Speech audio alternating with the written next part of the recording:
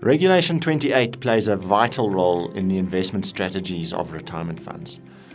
So it was welcome to see some changes that came through in the budget that allowed more flexibility, particularly in terms of the offshore limit. So previously, funds could invest up to 30% outside of South Africa with a further 10% in the rest of Africa. The new limit allows funds up to 45% that can be invested offshore with no sublimit for the rest of Africa. So effectively, funds can invest a total of 45% outside of South Africa. And these changes are effective immediately.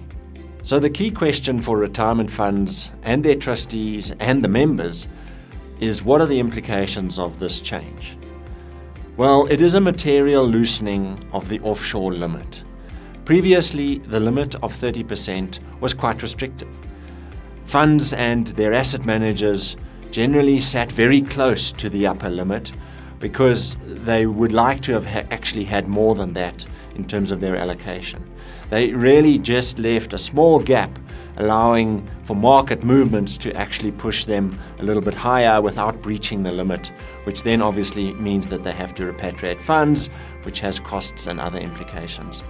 So that is the first important thing. The second thing is that the 10% allowed into the rest of Africa was often not fully utilized because of the fact that there were limited opportunities, particularly in the listed space in the rest of Africa. So the new 45% limit does require some careful thought on the part of retirement fund trustees and their asset managers. The level of 45% is such that it doesn't actually mean that asset managers would automatically sit very close to the limit like they did in the past. Now they're going to have to apply their minds to what is the ideal offshore component in the strategic asset allocation. And that is not such a simple decision.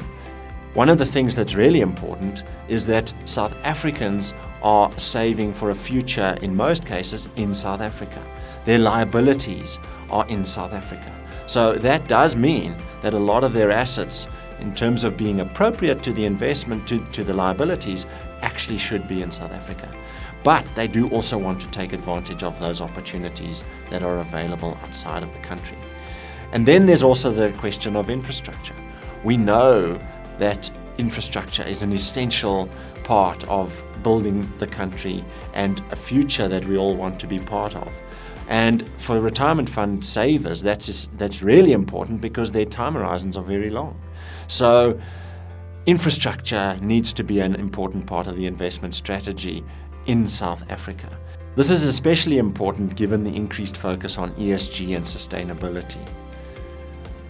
So what we do believe is that the 45% is a welcome change. It's going to give asset managers a lot more flexibility in terms of the investment strategy. We do think that that will allow them to access the opportunities that exist in other countries outside of South Africa, and at the same time improve diversification of investment strategies. And we do think that that is going to be very powerful in terms of improving retirement outcomes.